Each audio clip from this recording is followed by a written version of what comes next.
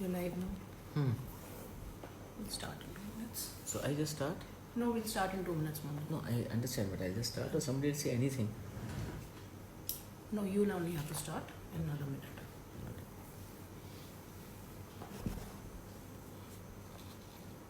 You can just say you may go and I will start. All right? Thank you. Are we audible? I have put Bluetooth and all is not on. Then the headphones. It can remain like this, it's alright. कर लेंगे. The number of audience, that is that. The number of people that are watching you right Oh, a lot of people. 13. now. Keep on increasing. I see. Okay.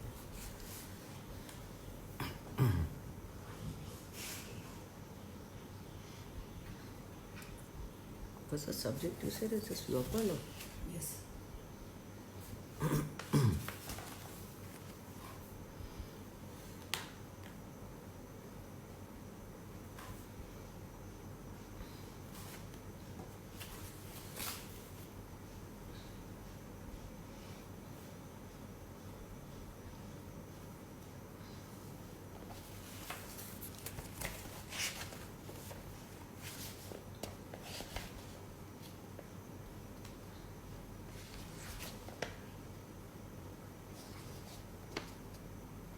You may Hello everyone. Good afternoon. I'm now joining you on the UAPA talk. I don't know, it's very awkward to always introduce yourself, but nonetheless, I suppose it's in order. So I think I have been around as a senior advocate for some time in life and professionally a lawyer. I was the Additional Solicitor General of India for 2 terms. I just completed my tenure very recently, about 2 weeks back. Aside from that, I do and have been involved in public life very actively and would like to continue to do so, whether it is public as in students, whether it is professionals, whether it is diverse people, and I really enjoy on diverse aspects. So I don't want to remain confined in any manner to one part of your commitments. I would much rather go wider than that. And I think, in fact, the lockout has even taught us more how to assimilate our timing and our energies in various positive directions. So with that, let me start. I think this subject has been of considerable interest to me, partly because of my public activities, partly because of my involvement and activity as the former Additional Solicitor General of India. I have actually had occasion to and have handled the last 2 bans of SIMI, the Students' Islamic Movement of India, and that was in 2014 and 2019. Both the years the ban was considered by the tribunal and the ban upheld, and it was quite a revelation. I mean, we actually traveled through the length and breadth of the country. We saw the connections, the conspiracies, the involvement of people and the continuous involvement of people and the difficulty of tracing the activities of terrorists.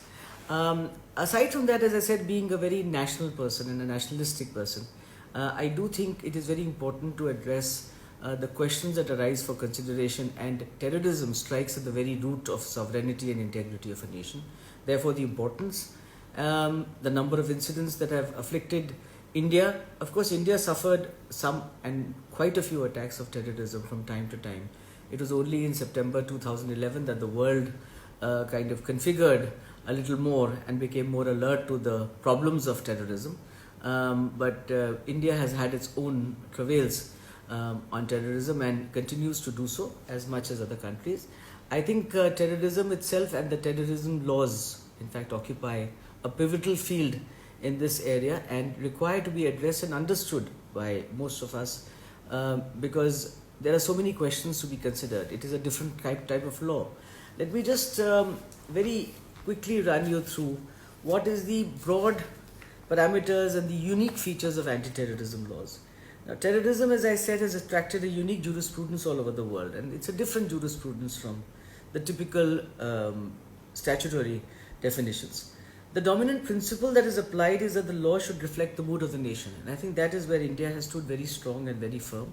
The message has gone very loud and clear that laws need to be there in order to meet this evil which is spread all over the world. So Indian laws reflect the mood of the nation and of the global state to eliminate sheer evil. And I think terrorism falls in that category. This category of laws proceeds on a certain number of assumptions. One assumption is that by nature, terrorism is an act born out of conspiracy. I think that is one of the critical features of terrorist laws and terrorist actions, that there is conspiracy. So very often you will not know who has been responsible. It is not simple to identify the individual who is actually masterminding, and the mastermind is possibly more important than the people who actually carry out the activities of that conspiracy in effect on the ground. The plan of terrorist laws or terrorist acts is to commit the act which is formulated by someone in location X and executed by someone else thousands of miles away in location Y. This makes it very difficult to find direct evidence against the conspirators. I'll just give you an example of the Mumbai blasts of 1993. David Headley and Tiger Memon were key to the plot, but incarcerating them became very problematic. When Lashkar-e-Taiba planned to start dematerializing in 2007, Headley was considered ideal to complete the reconnaissance missions as he was a foreigner and couldn't attract much attention. With the 15 lakh that was given to him, Headley opened a front office in Mumbai, ostensibly of an immigration business. Headley had previously used such offices to traffic heroin. In 2007 and 8, Headley came to Mumbai 5 times to hunt for locations where the terrorists would carry out the multi-prolonged attack. But despite such direct involvement in the conspiracy, his conviction by American courts was a burdensome affair. You find similar examples in the context of the 1993 Mumbai blasts. Tiger Memon was one of the prime accused. He smuggled weapons via the sea route, planned the attack. However, he was never physically caught by the enforcement authorities. The kingpin is very difficult to identify, and that is how the laws that have to be formulated have to be done in a manner which will enable them, despite a lack of evidence, to tackle issues that disturb the very foundation of a country. It is necessary for them to take a perspective that perceives the social implications of the offense and values the dispositions in the world to eliminate the wrongs against humanity, irrespective of all odds. So the courts have to deal with the issue holistically also, and there is also, of course, some of the issues relating to media trial and to media coverage in these kind of critical matters of national sovereignty and national integrity. There is a question of confessions, admissibility of confessions. There is a question of bail, which is whether it is similar or not. So I'll come to that in a moment. This was just an overview of what anti-terrorist laws by and large are supposed to keep in mind, and to meet the object of the act, how the laws have to be geared. In India, we've had a series of laws to deal with the subject. In fact, almost initially starting with the current act, which is UAPA, which came into being in 1967. This, in fact, was pursuant to the acceptance by the government of a unanimous recommendation of the Committee on National Integration and Regionalism appointed by the National Integration Council. The Constitution's 16th Amendment Act was enacted, empowering the Parliament to impose by law reasonable restrictions in the interests of sovereignty and integrity of India on the freedom of speech and expression, right to assemble peaceably and without arms, and the right to form associations or unions. It is very important to actually consider this, because when you have laws which by and large are stringent, challenges are always made whether they impinge upon these kind of freedoms which are guaranteed by the Constitution. And here specifically, the law which was enacted was made by Parliament to permit reasonable restrictions in the interests of sovereignty and integrity of India under Article 19.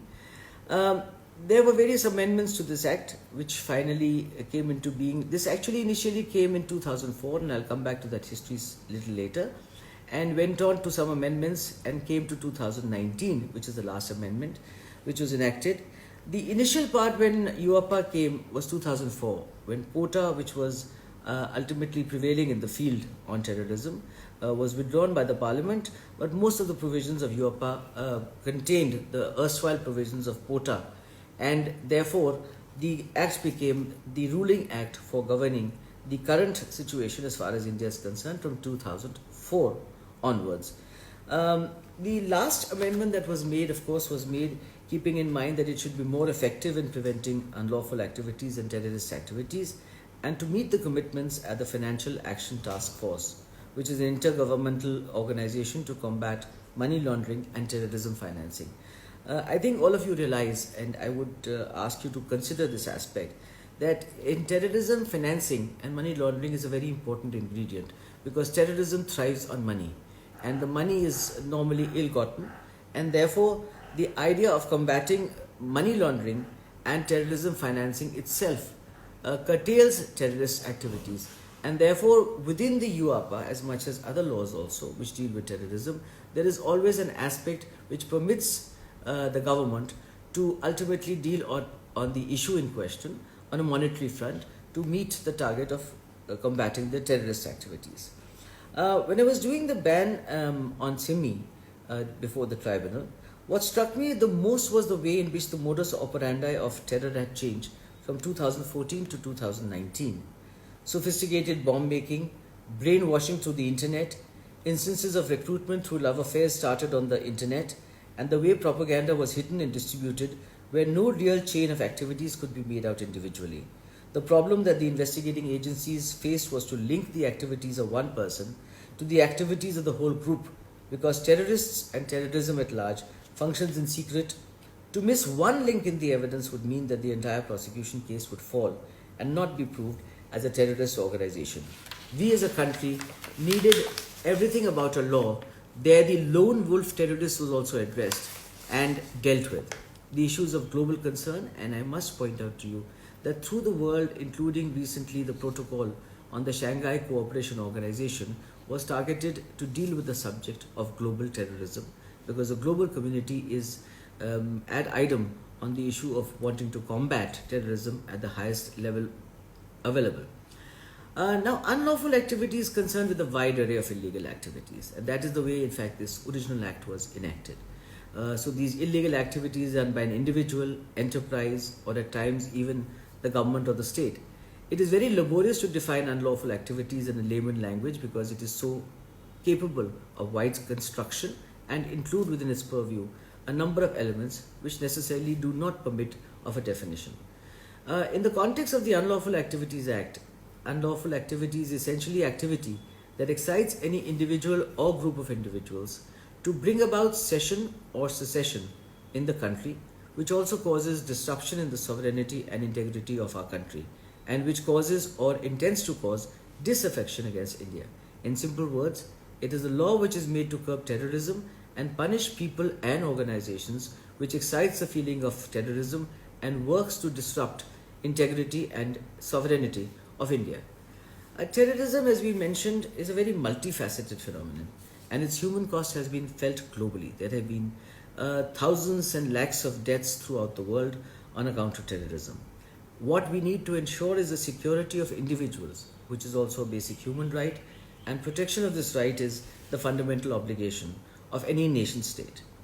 Anti-terror laws plays an important role in fulfilling this responsibility, because terrorism is not an organization, it is an ideology. Like the many-headed hydra, it continues to rear about 10 heads where one is cut off. Terrorism is dynamic, ever-changing. Global scenario of terrorism today is extremely different, as I mentioned to you. One feature changes to another, and with the revolution in the digital world, it is an ongoing process which is used from time to time and difficult to captivate or target at one point being static. It is not static, it is changing. Terrorism has no religion, it is against humanity. Terrorism has vastly affected India, as I said, in the past and continues to do so. It varies from religious to geographical hobnobbings. To curb these activities, the government introduced an amendment to the UAPA. So let me come now, everybody, to the amendment of 2019, which became a very crucial feature in the consideration of this anti-terrorist laws and to make it more effective. This is one law which was, as I said, amended in 2004, including terrorism within its fold for the first time, amended again in 2008, again in 2013, and finally in 2019, which is the one we are discussing at this point of time. This amendment empowers the Director General National Investigating Agencies, as is popularly known as NIA, to approve the seizure or attachment of a property when the case is investigated by the NIA. Now, this adds a completely new dimension to the existing UAPA Act because NIA itself and the credibility and the reaching powers of this organization have been held beyond any doubts. The new clause in section 43 of this Act empowers NIA officers of inspector and above ranks to investigate offences mentioned in concerned chapters. Importantly, the amendments in section 35, the second feature, empower the central government to add or remove the name of an individual as a terrorist in the schedule. Just to put you at notice, everybody, we've had almost about 40 organizations which were detailed and stipulated in the schedule to the original UAPA being identified as terrorist organizations. Currently, the numbers have increased with about 13 individuals which have been added to this list of being identified and stated to be and declared to be terrorists. So there was a number of 9 and then ultimately 4. So these number of organizations and terrorists are now declared as terrorist organizations or individuals. And this possibility of naming the individuals has only come into being because of the amendment. The acts committed within the scope of any of the treaties listed in the schedule are also included in the definition of terrorist acts in the UAPA. The amendment also includes and adds International Convention for the Suppression of Acts of Nuclear Terrorism to the list of treaties. This will help counter the critical threat of nuclear terrorism. All these above mentioned amendments empowering NIA will expedite the process of investigation and prevent procedural delays. This act can be used by NIA and the states as well. It strengthens the functioning of NIA without diluting the powers of the state. Some issues have been raised and some disapprovals to the amendment, primarily which deals with the aspect of naming individuals as terrorists. However, it is important to understand that whenever any organization is declared terrorist, and I am not adding the unlawful, and that is also a part of it, certain procedures are followed and parameters are considered. The concerned officials have to produce sufficient evidence to satisfy a tribunal or a review committee, and finally, of course, the High Court or the Supreme Court, as the case may be. This amendment was very necessary, and indeed it was long awaited, because on account of the fact that individuals were not named or declared as terrorists, they continued to perpetuate activities. Now, the interesting part is when an organization is banned or was banned as it stood under the UAPA pre-amendment of 2019, the concerned individuals who were basically masterminding these organizations would actually just change their hats, and the hats would go off to another surface or facet or an organization. So therefore, the banning of an organization did not serve the purpose in entirety, and it needed in fact this individuals to be named as terrorists so that they could not perpetuate the same kind of terrorist activities under another head or the other. In particular points, you have cases of Hafiz Saeed, Masood Azhar, we all know Masood Azhar and the Kandahar issue, and finally how in fact he was a mastermind behind the Pulwama attack. Had it been that during the Kandahar incident he was named as such individually, maybe he would never have been there to do the masterminding of another absolutely critical operation which cost us a lot of hardship and India a lot of heartburn. Yasin Bhatkal again is some of the exemplars to highlight the need for this amendment. Had any of them been declared terrorists individually, the history of terrorism in India and the life of the families of their victims would have been drastically different. Let me just mention to you another incident which is that of evolving terror. The late Sridhar Srinivasan, the ex-secretary of the Maharashtra State Committee and Central Committee member of the CPI Maoist, was arrested allegedly with lethal weapons including AK-47 in Maharashtra in 2007. He was convicted under the UAPA and released in 2013 after serving the term. He allegedly continued to be involved in underground activities even after his release. In mid-2015, he left Mumbai, reportedly to rejoin the guerrilla force. Ultimately, he passed away in a cardiac arrest. This was all confirmed by the CPI spokesperson in a statement, and he was always glorified, ladies and gentlemen, as a brilliant revolutionary intellectual by Maoists. Individuals with a terrorist mindset such as Sridhar, who rejoined the armed struggle in the 70s, even after serving a jail term, have to be noted. Only an effective law could protect society from such unlawful elements. We've also had several other examples, but I will not go to all of them. I thought I would mention a few to you so that the picture is clear as to what is the intent of this amendment. As far as the reasons for bringing about this amendment, with the advent of time and terrorist activities taking new shape, it was considered necessary to introduce this amendment in the UAPA. We needed to keep law enforcement agencies a step ahead of terrorists and their activities. This was introduced to fight terrorism and keeping in view the need of the hour, how much terrorist organizations and individuals, their ways and method, mode of spreading their propaganda has greatly increased and aggravated. Amendment was necessary to escalate our fight against the increase in aggravated terrorist activities with efficiency and to put at rest their activities which are against all of humanity. Terrorism has no religion and it is categorically targeted against all of humanity. The UAPA amendment law is not against any person, human rights, political party, or against any specific religion. It is solely against individuals who are a threat to humanity, and India is not the first country to declare individuals as terrorists.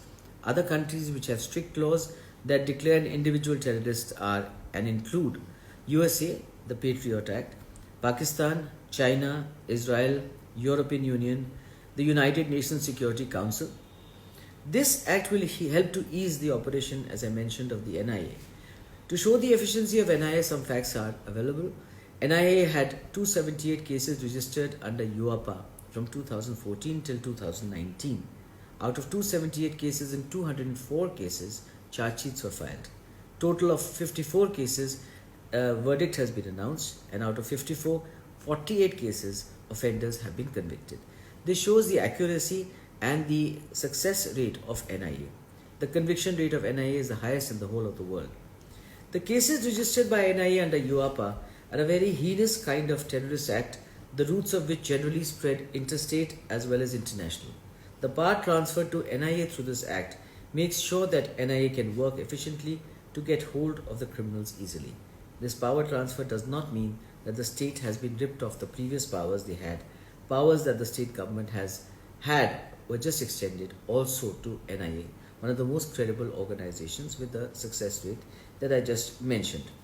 Again, another example at this stage would be important.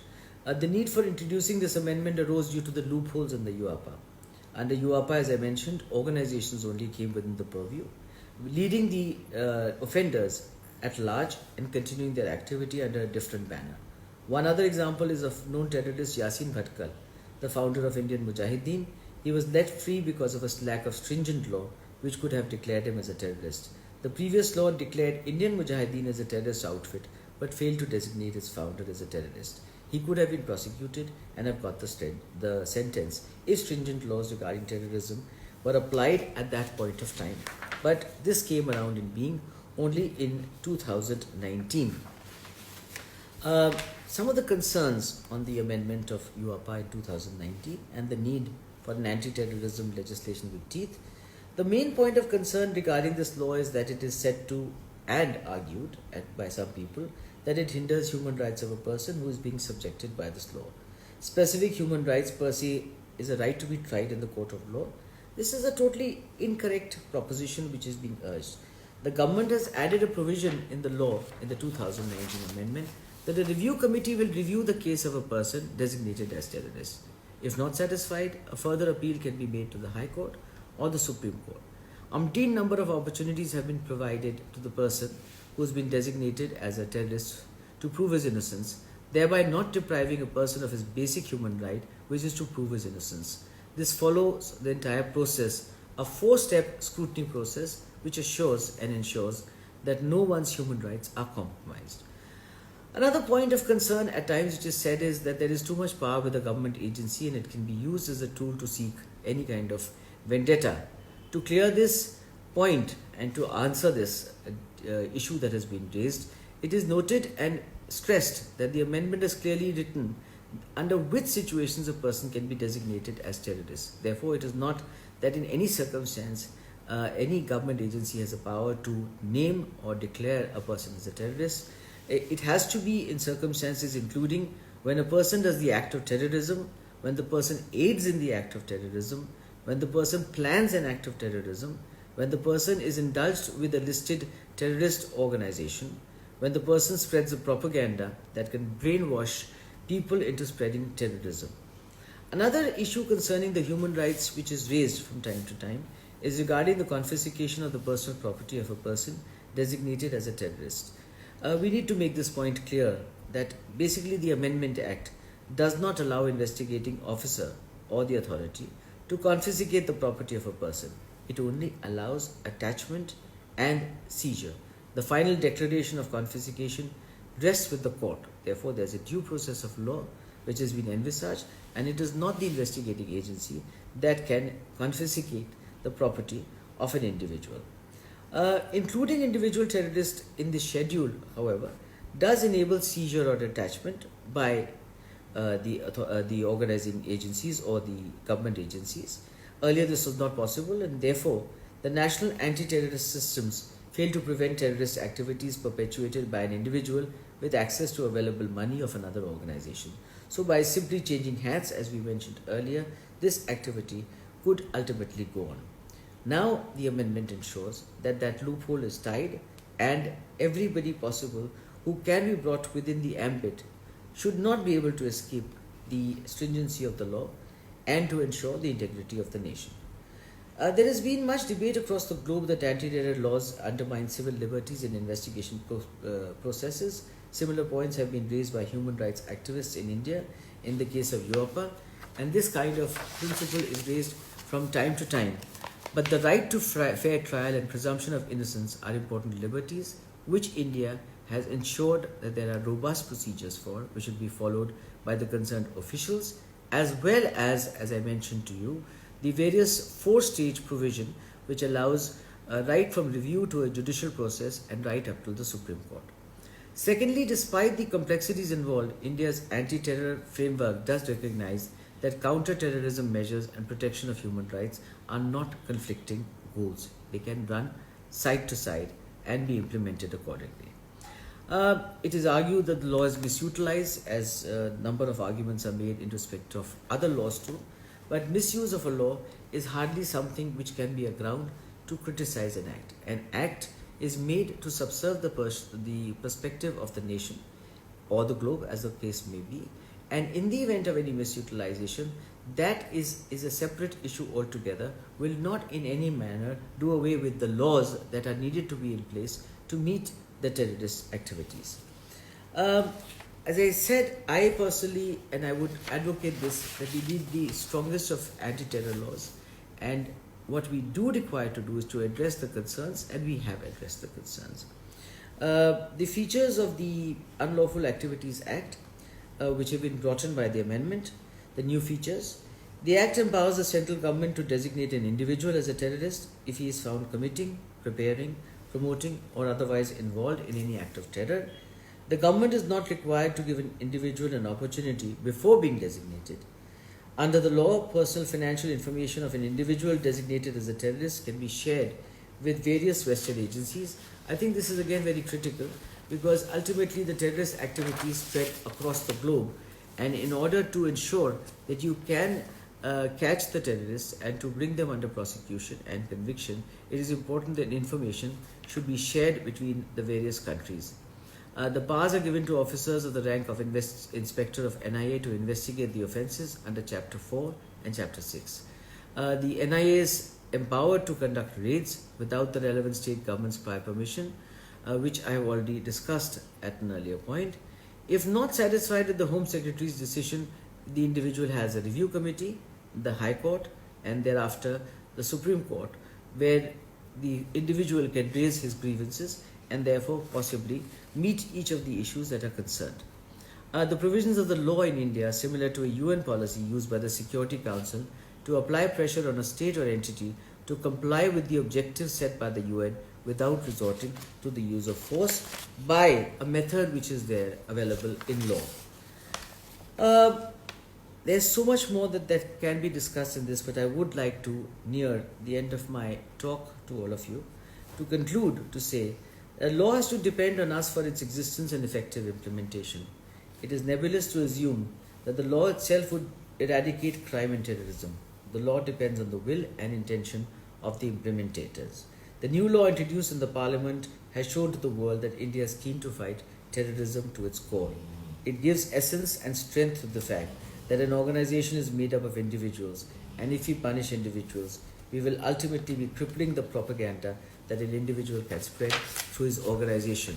This law passed by the government will only hold good if the government continues to act in this fashion and to implement it in all its earnestness. We need to ensure that there are effective law enforcement mechanisms to prevent and punish terrorist attacks, and this act be put to use for this purpose. Thank you.